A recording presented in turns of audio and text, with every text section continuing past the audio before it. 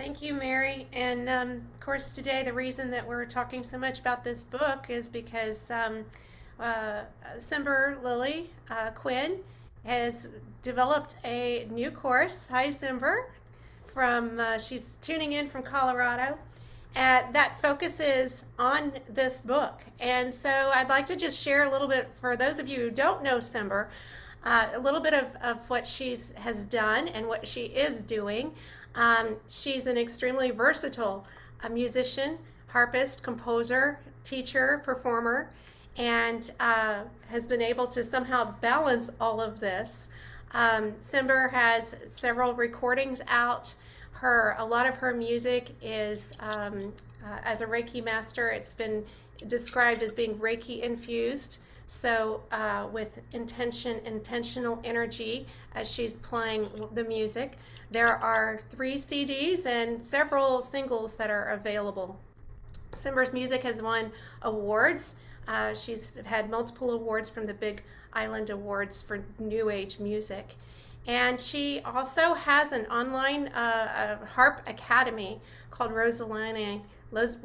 Did I say that right? Rosalani Music Academy. And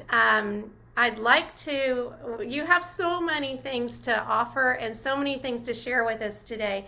But why don't we start with the Harp Academy? Could you tell us a little bit about your inspiration for that and how you're reaching all around the world with what you're doing?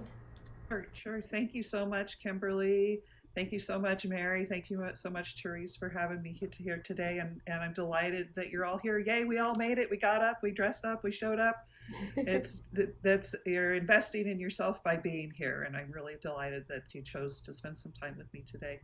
So, so Rosalani. Thy name sounds like maybe a little bit of an odd name, but I lived in Hawaii for 15 years, and the Hawaiian word for heaven or heavenly is Lani. And Rosa was my grandmother, and she's my inspiration. She's my musical inspiration. She's my inspiration for my studio. And so I named the studio for her, Rosalani, that she's, sort of a little prayer that she's looking down on me from the heavens as what I'm doing here. So I teach harp. I teach primarily I teach all levels of harp, primarily lever harp, although I do teach pedal harp as well. And my specialty is improvisation. So when I was a kid, I grew up in a musical family, and we were encouraged to write our own songs and make up new words to other songs, and we sang lots of car songs and church songs and played lots of musical instruments, and were encouraged always to be making our own music. And I was in the jazz band.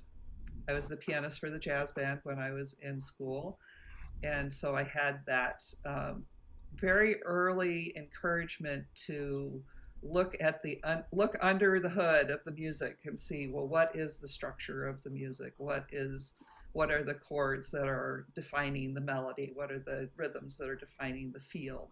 That kind of thing. So that's what I like to when I'm teaching, regardless of where the student is. This is what I like to share. If they're just beginning, great. They don't know to be afraid of improvisation. And if you're coming with some sheet music reading, great. You've got all this background. I can help you unpack that and understand better what you're looking at, and then how to build on it in your own way. So you're correct. I have students all over the world.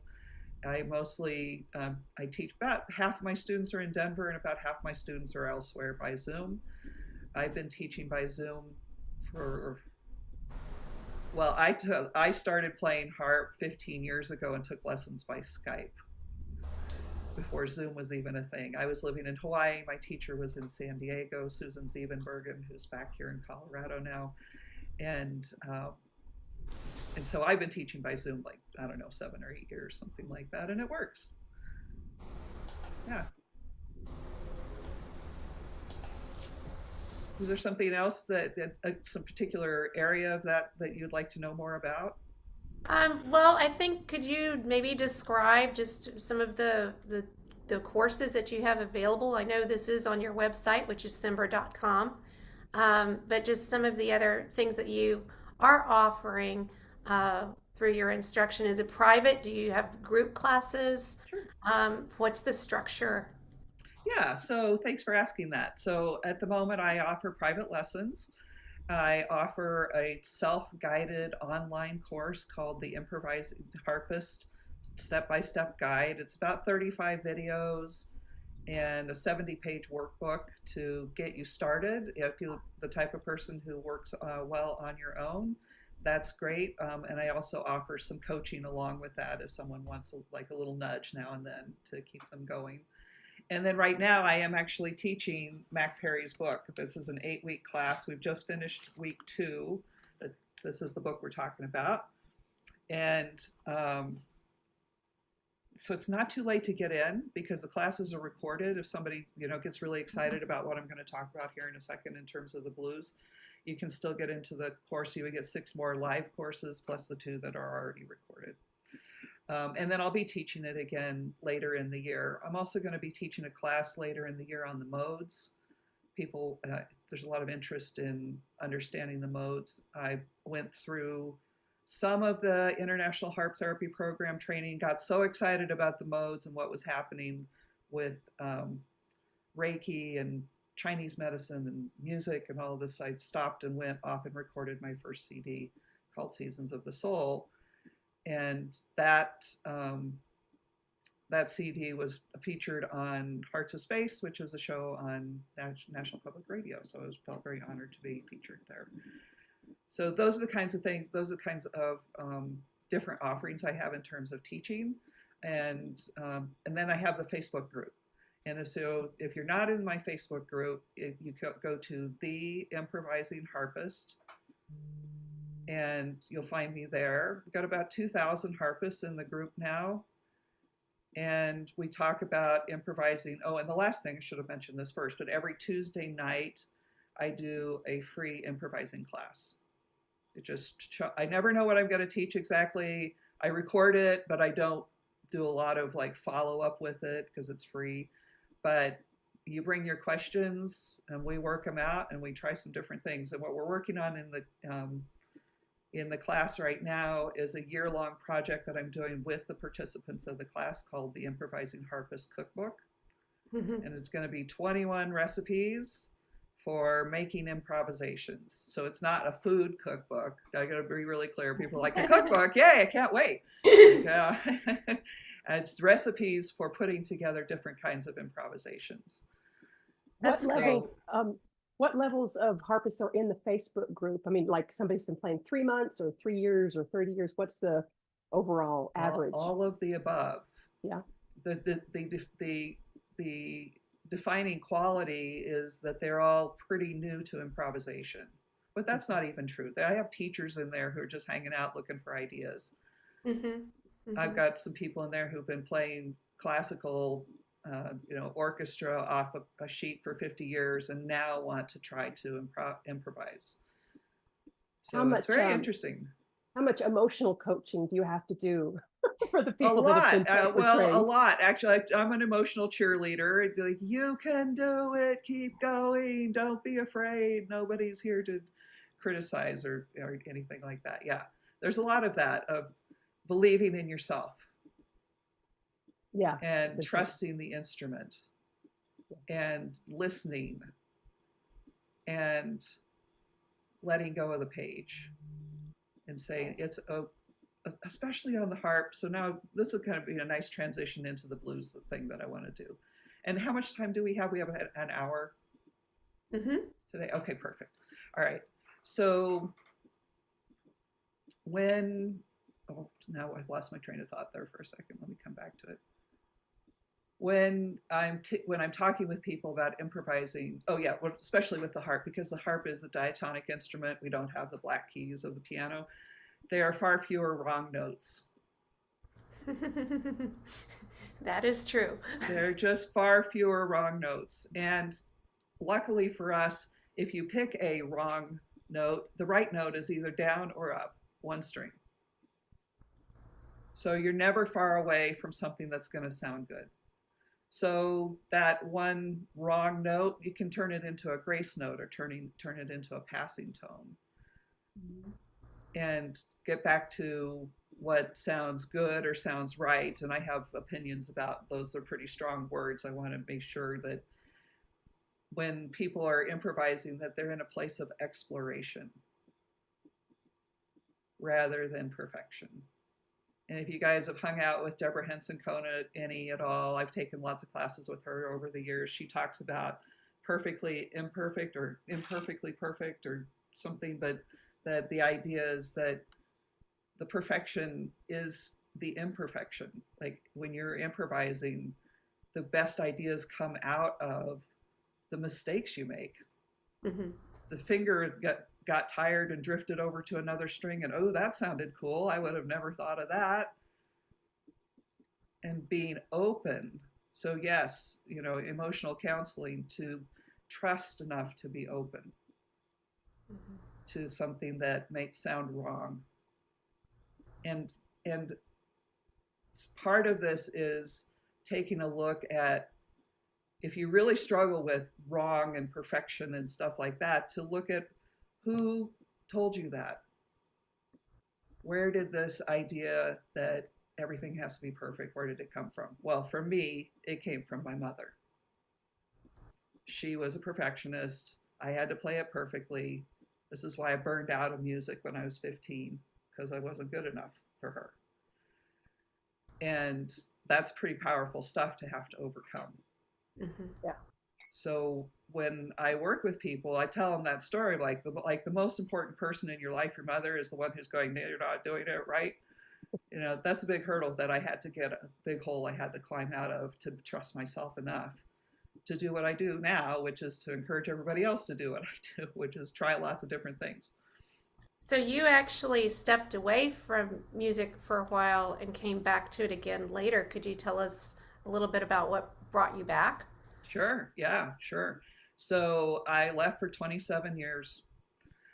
And then I worked in business, as I mentioned to you guys when we first hopped on the call together. I worked in business for a lot of years, and I loved it. The business world was a lot of fun, but it was very musically arid. It was artistically very dry. And I think that I sort of had some artistic starvation. Oh yeah. And got very sick. Mm. And in the process of, I had endometriosis for a very complicated reproductive disorder. But in my process of healing, I had to quit my work. I had to go do something else. And the whole time I was working with an energy worker and an acupuncturist. And they both were saying, you need to go back into your childhood and find the thing that gave you the most joy. And that's what's going to heal you. And that turned out to be music. And so for me, but I wasn't sure, what kind of music, whatever. So I'm walking around in my life like Dr. Seuss, like, are you my purpose? Are you my purpose? Are you my purpose? What's my purpose in my life? And in 2007, I opened a Christmas catalog, and there was a picture of a harp, and I had an incredible memory that I had completely forgotten about. So here's the memory. When I was 6, my parents took us to the symphony one night. We went to live music all the time. My parents are very musical. We went to the symphony, and that night the harpist had a solo. So she's out from behind the bassoons. She's out in the front of the stage, and we're in the 4th row. And I just can't believe this. This is so gorgeous. This instrument's so beautiful, so amazing. And then she comes out, and we can hear her dress twinkling. She's got all this lace and tulle on, and she floats out onto the stage and sits down and plays something that I now understand as sort of a synesthetic reaction to it, but it was like I could feel the music on my skin. I could taste it in my mouth. I was completely transformed in this moment by this harpist. So then a couple weeks later, my parents took me to her house to meet her. Oh, wow. The principal harpist of the Denver Symphony Orchestra, and she let me touch her harps. I didn't know heaven was in a basement. That's where she kept all her harps, was in her basement. And she let me do glissandos and play them a little bit. And oh my God, this was so magical. And then she said what they said back in the day, which was, you should learn piano first. Mm-hmm. And I was like, oh, no. I just got here. I want to play the harp. But I did. My parents got me a piano, and I was never very good because had anyone told me that all those strings inside the piano is the harp of the piano, I would have stayed with it. Like, I am playing a harp, even with keys, I am playing a harp.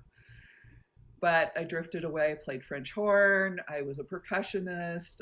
As I said, I played jazz piano, which I really enjoyed. But it was, like I said, it was never good enough. So all these years, I quit. I went into business, and I got sick, and now back to having this memory, right? I open up the Christmas catalog all these years later, and there it is, the harp, and I'm having this memory, and I'm like, oh, wait, there's no one to tell me no. I learned piano, check. I can do this. I can learn the harp now. I can do it. So I did what I now tell people, please don't do this. I ordered the harp from Amazon. And that was my first harp, was the Amazon harp. And now tell people not to do that. My first real harp was a Dusty Strings Allegro 26. So, and then I got Sylvia Woods, learned how to play, teach yourself to play the harp book, and pretty quickly discovered that I was going to hurt myself in a carpal tunnel kind of way if I didn't get a teacher. And that's when I started working with Susan over Skype. She was in San Diego, and I was still living in Hawaii. And I tried, I talked to a lot of different teachers. People were not teaching online back then at all. And she was the only one out of a dozen teachers I talked to who said, yes, I'll teach you online. I've never done it before, but we can make it work. She had a technology background. And because she was the only one who said yes, and she was one of the International Harp Therapy Program mentors. She taught me all the modes. She taught me the improvisation on the modes, and I got so excited. I got so excited because all of a sudden, a whole bunch of jazz theory made sense to me. A whole bunch of healing modes theory that it was new to me was making sense to me. And I want to share this with everybody else, because once I figured it out, it was like kind of learning a magic trick. Like, oh, that's all there is to it. I can do this. I can teach other people to do this. And so that's what I've been doing for now, teaching for like 12 years now. Yeah. Wow. Well, I think that's so inspiring. I have, a lot of adult students that are starting the harp, and to be able to feel like you're starting something later in life and build the confidence and the comfort with something that's new. That's a huge achievement and inspiration with everything that you've done. So did the performing come before the teaching, or did they just kind of happen together for you? They happen together. I'm more of a teacher than a performer. I made that decision about 10 years ago. I kind of went back and forth. Do I perform? Do I teach? Am I a teacher who performs? Am I a performer who teaches? And so I am a teacher who performs. I spend most of my time teaching. But I do enjoy getting out and playing yoga studios and meditation centers. And everything that I play is improvised. I have a rough outline of what I might do in case I get lost. But what I'm really doing is listening to the energy in the room and playing what I hear. Mm-hmm. So if I'm playing for a new group who doesn't know me, who hasn't done this before, the music is going to be lighter and have easier access. It'll be more familiar chord progressions and stuff that just makes people feel good. But if I've been playing for the group for a while and they feel more confident and more comfortable, and they're experienced meditators and they're more comfortable going into darker places, then I will take the music into more minor keys, or even the B diminished in the key of C, the seventh diminished. which has that very ungrounded, creepy feeling to it, but can be really important for jiggling loose energies that need to be released. Are the pieces that you've recorded, do you have sheet music for that, or are the recordings also improvised in the moment? Yeah, that people have asked me for the sheet music for that, and it's all improvised. Mhm. The first CD that I did, Seasons of the Soul, I actually recorded it live in front of an audience, which made it much easier in a lot of ways because I could be focused on them rather than focused on the music. And then I have a podcast. We haven't even talked about my podcast. That's where I've Oh, been didn't know that. performing most lately. It's called Relaxing Harp Music. You can find it on every podcasting platform, Apple, Google, iHeartRadio, wherever you listen to podcasts. And and I record something about twice a month.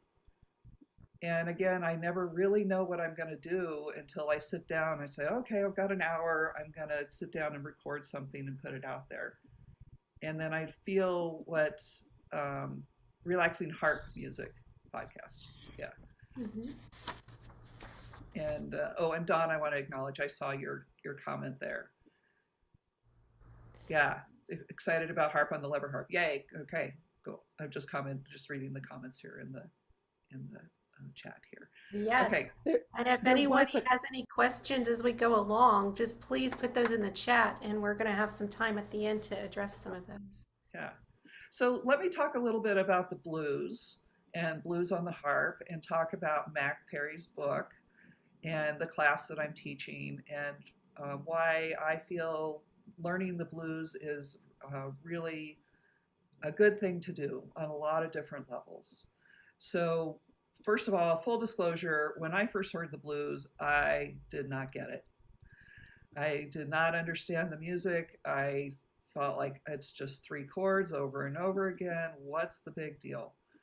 And it took me a while to understand that it's the most important thing about the blues is the feeling. And I took Deborah Henson Conant's blues class probably an embarrassingly long period of time ago, but maybe 10 or 12 years ago. And she talked about this too, and in Mac's book as well, talked about the history of the blues. So I want to share a couple of different videos with you, and then if you're interested in getting a full list of curated music from me, you can send me an email to, I'll put my email address in here, cymberlilyharp@gmail.com.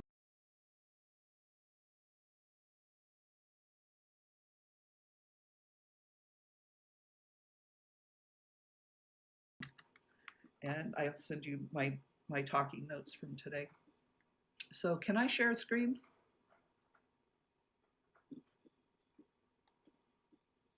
Hang on, not yet. Give it a try. And how do I allow you to do that? So on your end, under the share screen, there's Yep. a little up arrow that says enable multiple participants, something like that. I just did that. All right. So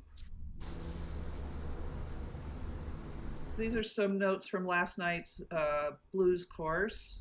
Start to hear blues in the form that we know it today, what we call the 12-bar blues, where there's 12 measures that repeat over and over again in a very specific order. And I'm going to share that with you now. And then we're going to actually play some together. If you have a harp handy, set it up in the key of C, and we'll be playing a little bit of blues together in just a minute. So let's go back to here.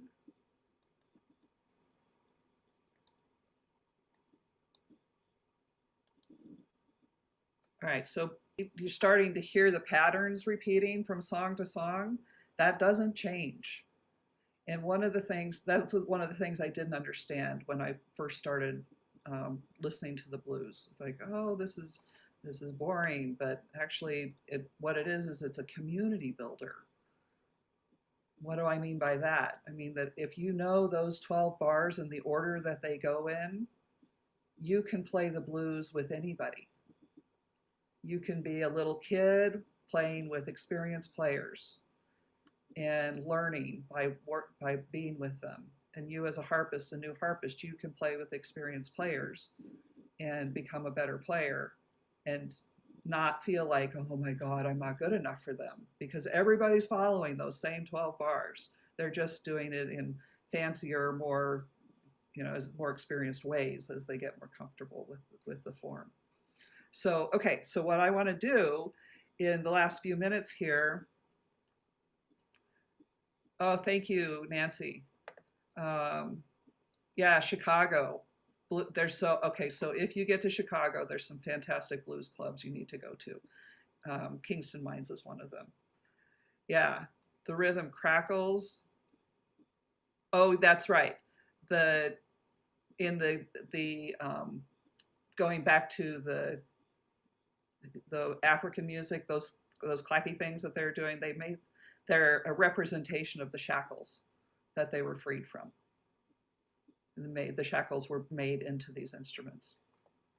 Yeah, wonderful. Thank you. Thank you for saying that, Nancy. Okay, so if you have a harp handy and you're in the key of C, you are ready to play the blues in the key of D. And I'm gonna, so this is my backing track. This is my backing band. This is an app called iReal Pro. This is mostly got jazz tunes, backing tracks for jazz tunes. There's like 5,000 jazz tunes in here in this app.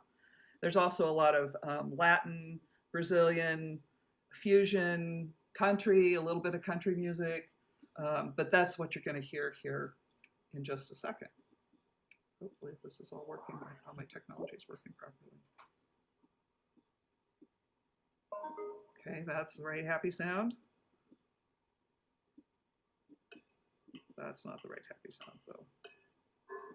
Oh, it is the right happy sound. Okay, can you hear that? The clicking? Okay. Here's my band. So first thing I want you to do is just tap your toe, pat your hands.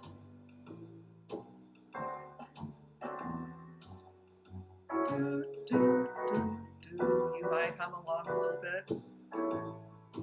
Okay, so we've just been through now the first 12 bars. We're going back to the beginning, and you're just going to play a D. Any D. And we're just going to hang on that D for a while.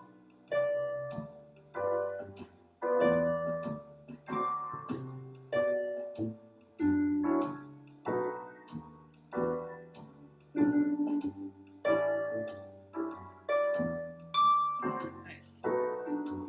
Now we're going to add an F, so D and F.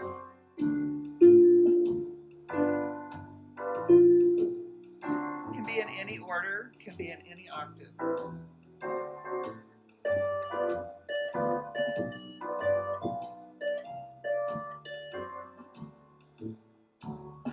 I'm just playing my thumb and my index finger. And D is home base, so if you get stuck or lost, just go back to D. All right, we're going to add a G, D, F, and G.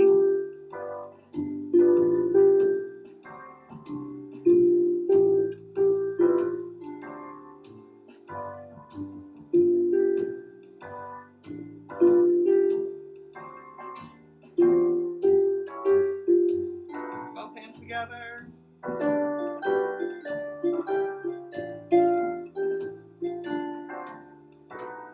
Nice. All right, so now we're going to add an A. D, F, G, A. So you're avoiding the E. D, F, G, A, G. You don't have to do it in that order. You can do your own thing.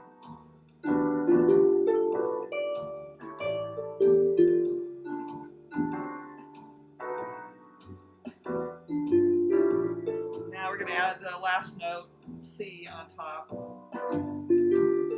which leads back to the D up here.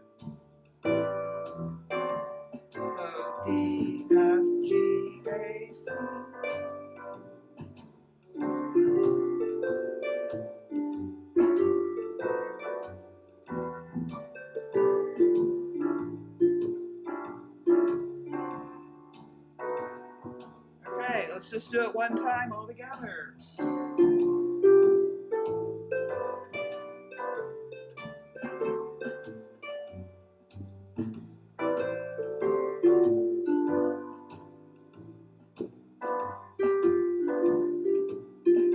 If you get lost, just go back to D.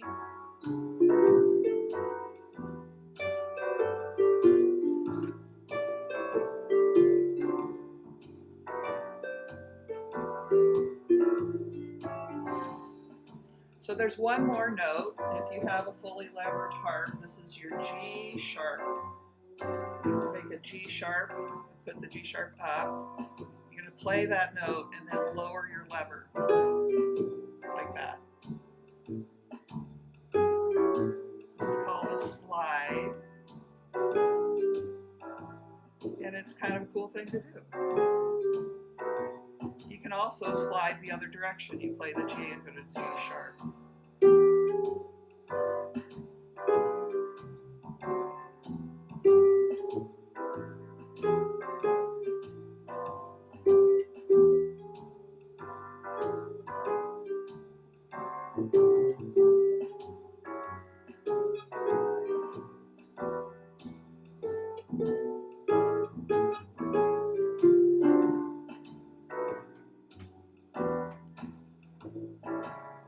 This is our last time through, and then we'll stop and answer questions. Here we go.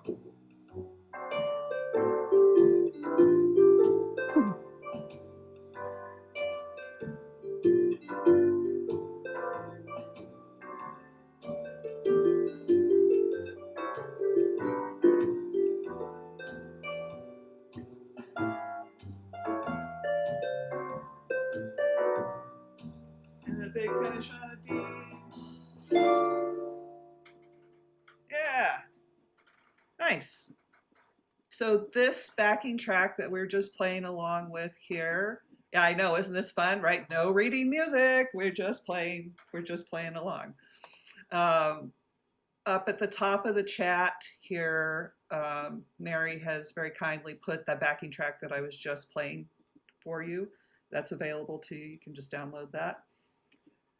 And yeah, so any questions, comments?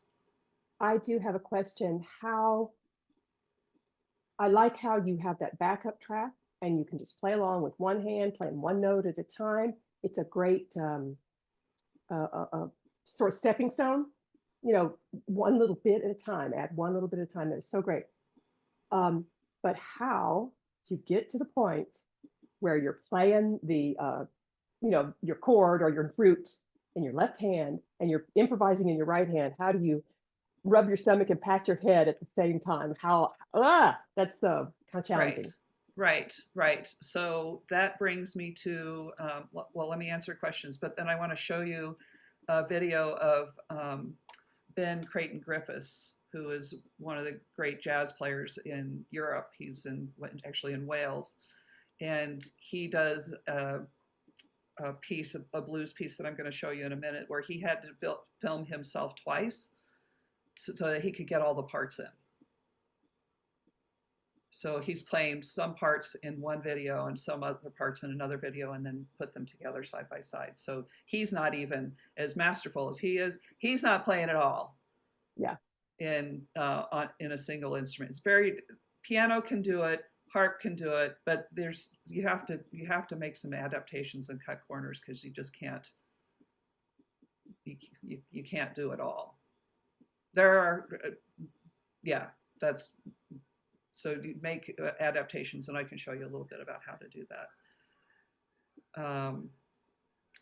So how do you access iReal Pro? iReal Pro is an app, yeah, that's for backing tracks. And you can just go to YouTube and say blues in D. That's what we've been playing today.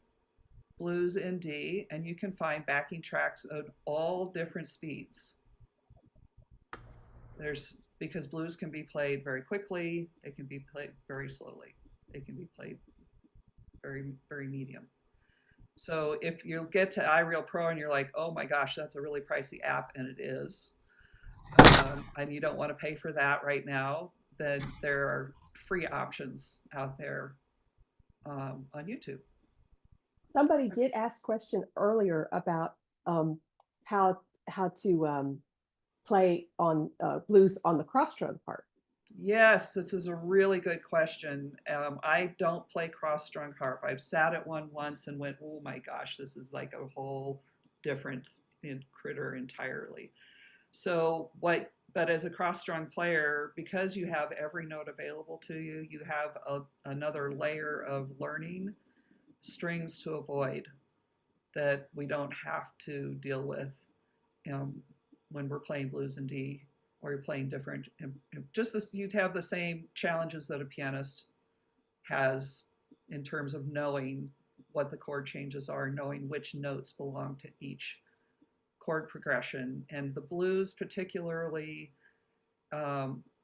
this is going to get a little nerdy. So we avoid the E and the B when tuned for C in D and blues. That's correct.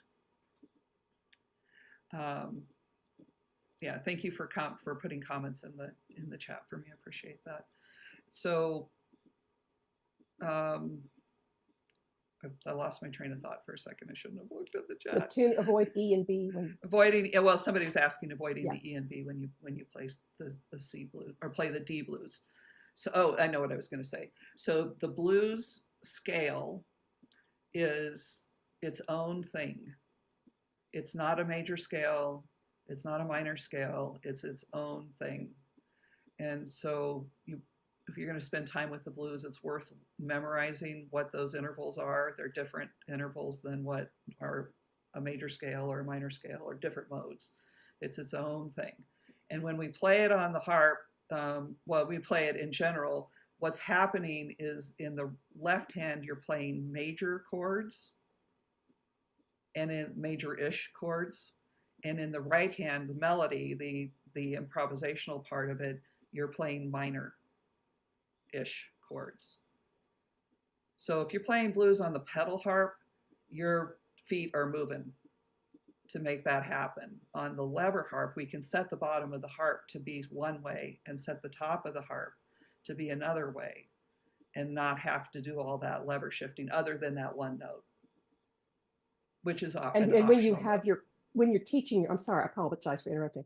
When you're teaching your course, you teach using the book, the Mac Perry book, you like sort of teach the interval scale, the scales, intervals for the scales.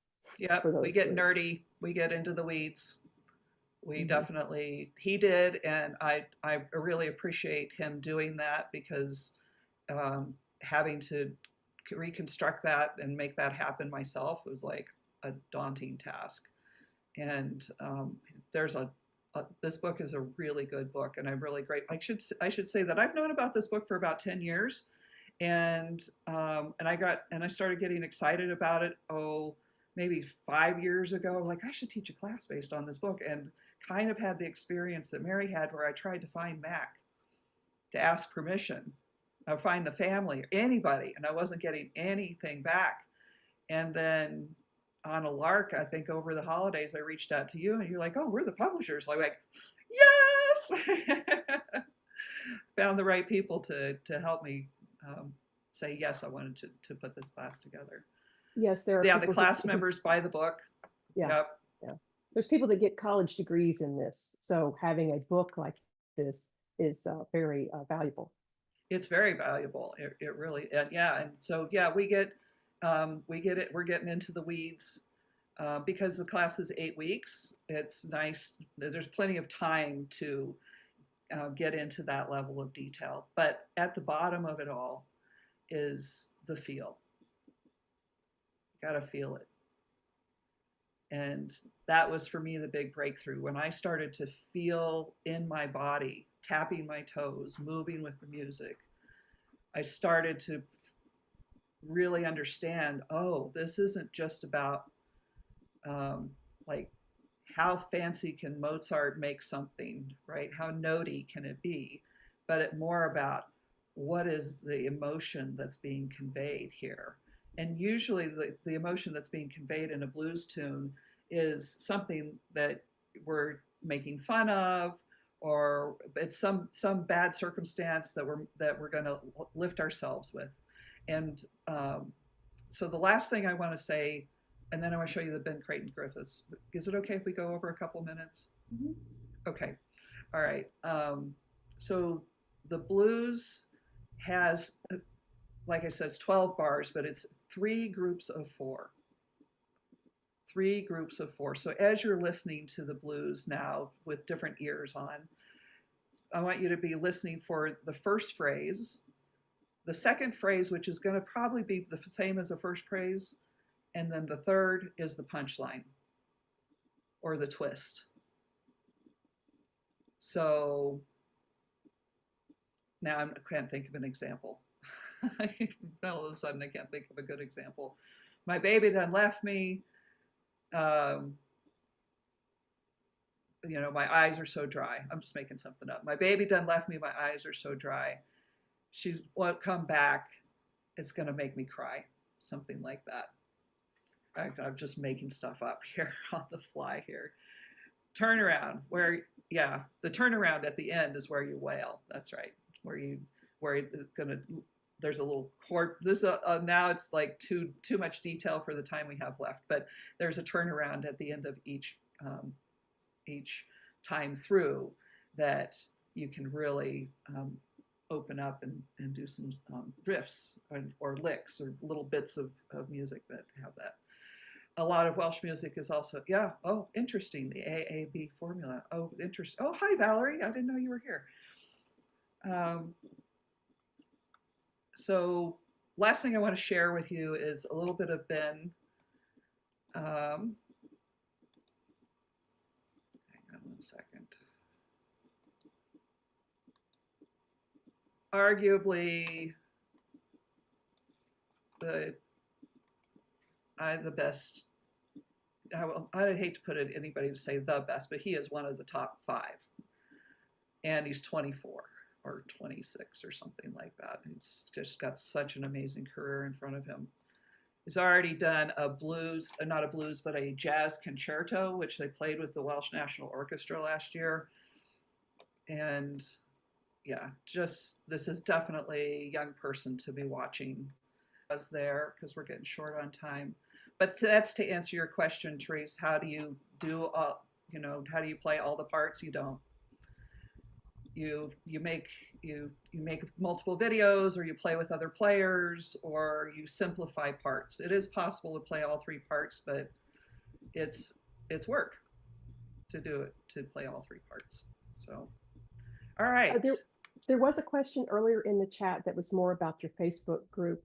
Yep. As we're running out of time, that is the free Wednesday group offered through the Facebook group? That's it. Yeah. Question. The free, it's Tuesday. It's Tuesday. Okay. Yeah, Tuesday nights, 7:05 Mountain Time. And it's the links are in the Facebook group. And I also broadcast it live to the Facebook group. So if you missed one, I've been doing it now for about 1.5 years, so we must have 60 or 70 episodes up now. That I thought I'd run out of things to say by now, but it turns out that we're just scratching the surface.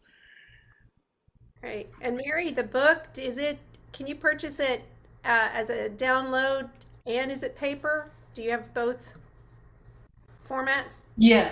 The paper version comes with a CD with 14 backing tracks, and the download comes with a zipped file that contains all of the MP3s. It's kind of a large file, so it's going to take up room on your computer.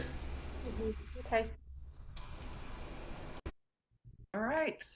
Well, thank you so much for staying. Are there any duet or trio books to be purchased for the blues? That's a really good question, and I think the answer is no, at least not for harp. Do you know of anything, Mary, that's out there like that? I really don't know. And I didn't know as much about this book as I do now. So thank you. Because, being the publishers, I only knew that it was in MS Word. And, I knew the technical stuff. But this is great. Thank you. You're so welcome. You're so welcome. So if anybody wants to continue the conversation with me about blues, lessons, classes, whatever, how to tune your harp, just send me an email or find me on Facebook, and we'll talk further. Thank you so much. Yeah, thanks for having me. I think we have your next project to write an ensemble book for the blues. Okay. In your spare time, I'm sure. Yeah, next year I'll put it up for 2025. That sounds good. All right, thank you again, Mary, for sponsoring all this and for getting it all organized. Therese, everybody, We'll see y'all have a next great month. day. One. And that is going to be tips and tricks for technique. And is that also at 11 o'clock? Nope, that's at 3, I'm pretty sure. Okay. Everybody will be getting reminders. Yep, yep. Thanks everybody for coming. Great party.